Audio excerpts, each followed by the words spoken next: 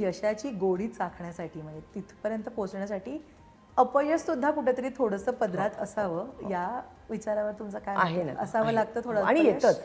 तुम्हाला हवं असेल किंवा नको असेल मुद्दाच नाहीये. नाही, तुमच्या आवडीचा मुद्दाच नाही, तो येतच. अपयश येतं आणि ते कुठल्याही रूपाने येऊ शकतं. म्हणजे आता मी म्हटलं असं 2 वर्ष माझ्याकडे काम नव्हतं, I was okay with it. पण मला असं वाटलं की नाही, मला पाहिजे सगळ्याच कारणासाठी, प्रॅक्टिकलरित्या सुद्धा पाहिजे घर चालवण्यासाठी किंवा मुलांवर अवलंबून न राहण्यासाठी, आणि माझ्या दृष्टीने सुद्धा की मी घरात राहून म्हणते हे दुखतंय ते दुखतंय, नाही मला त्या वयात जायचं, मला नाही त्या कोशात जायचं.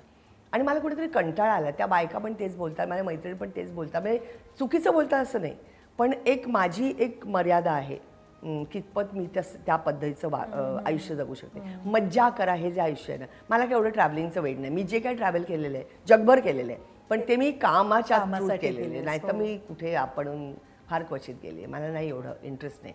तर त्याच्यामुळे जेव्हा माझ्याकडे काम नव्हतं तर मला असं वाटलं नाही, माझी स्वतःची सॅनिटी ठेवण्याकरता मला कामाची गरज आहे. आणि मग त्याच्यानंतर काय अपयश अशा पद्धतीने आलं की ज्यांना मी अप्रोच झाले किंवा मी काम करते बरं का, कारण नाही तर काय होतं, एका सर्टन स्तरावरती तुम्ही पोचलात, अरे काय मग अर्धे लोक तर असे गळतात की नाही नाही हे काय मला नाही वाटत त्या करतील, जाऊ दे.